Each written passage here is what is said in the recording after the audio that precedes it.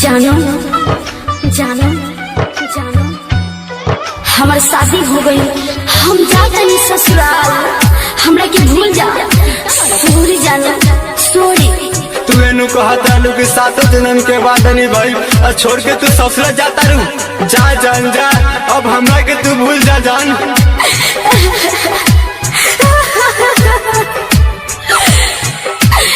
हमके माफ कर दो जानो, माफ कर दो। बोला कैसे है जियत बानी सुन पी के शराब के, तुहरा बिना नहीं जियब सुन कहिले कसम से। जैसे शीशा टूटे वैसे टूटी गइलू, जैसे शीशा टूटे वैसे टूटी गइलू। जाने छोड़ के तू ससुरा में चल गइलू, जाने छोड़ के तू ससुरा में चल गइलू। हमके माफ कर दो जानू, माफ कर दो।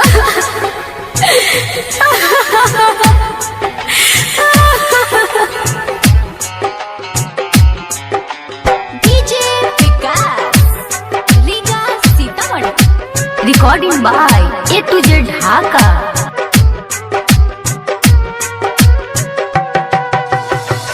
आजकल के लौरा किंसा बड़ी धोखाबाज हो, के करस कहीं अपन दिलावा के बात हो।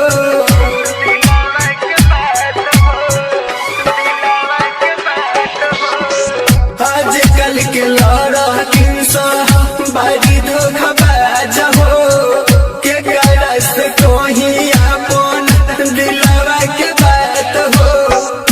तो अपना हाथवा से खंजर जा लगइलू, तो अपना हाथवा से खंजर जा लगइलू। जाने जाने छोड़ के तू ससुरा में चल गइलू, जाने छोड़ के तू ससुरा में चल गइलू।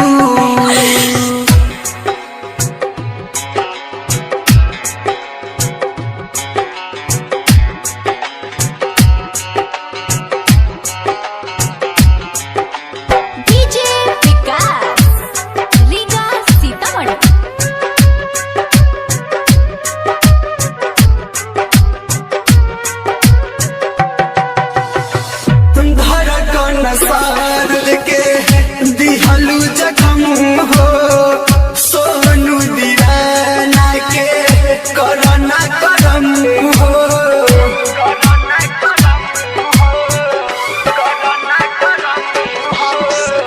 धड़कन सारद के दिहलू जखम हो, सोनू दीवाना के करना करम हो। तो जैसे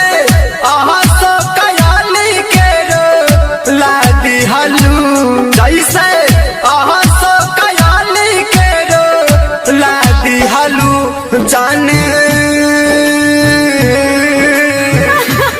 जाने छोड़ के तू ससुरा में चल गइलू, जाने छोड़ के तू ससुरा में चल